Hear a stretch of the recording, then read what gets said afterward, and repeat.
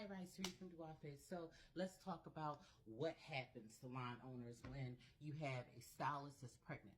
So a part of, and I'm going to explain the policy that we do, and I'm also going to tell a quick story.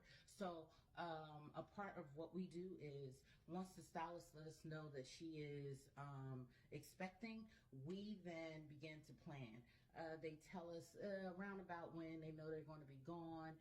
We begin to trim their schedule, and we do our due diligence in making sure that the client get communicated with. A part of that communication is that stylist who's pregnant telling their clients which stylist in the salon that they can get serviced by.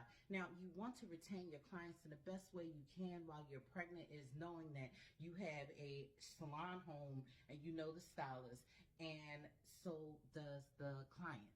So you begin to tell the clients, well, okay, cherry pick, custom, who should go to whom, right? Make sure you communicate, okay, this is when I may be back.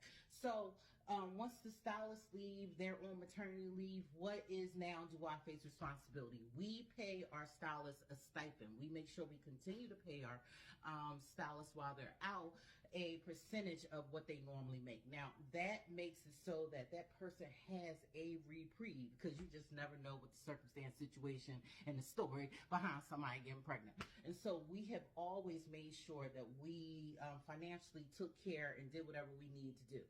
Once that date, they give us a call and they say, hey, I'm ready to come back. Then we send a notice out to all their clients by way of email. Now people are doing text, but I find it to be too expensive.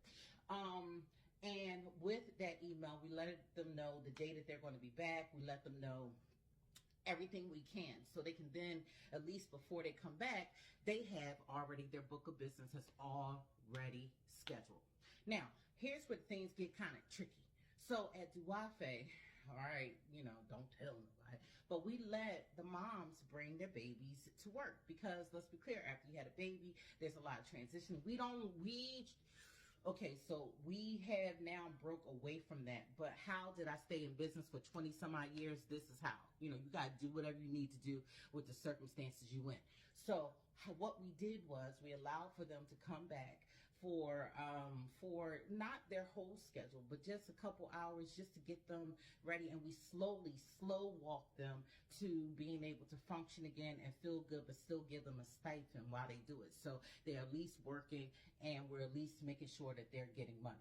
Now, there was in the past how we stayed open is we make sure we have a communication conversation with the stylist and say, well, okay, here's your transition period. We need for your baby to either go in daycare, your mom, your uncle, your aunt, your cousin Bookie, whomever, because after a while it becomes a liability, because you don't want a toddler to run around the shop. Let's be clear, they cry and clients complain, and you spend a lot of time discounting people because of the inconvenience or them being mad at you that you will allow for this unprofessional thing to happen in your establishment. But the reality is, being a stylist, if you don't work, you don't get paid. So it's our job to always take care of people, right? So once this is over, I'll tell you a story, but I feel like I talked enough. So until tomorrow, this is how you stay in business. You do what you need to do. You try to take care of the people around you, right? And sometimes a part of that is making sure you're paying for people. That's a part of it. Love you, bye.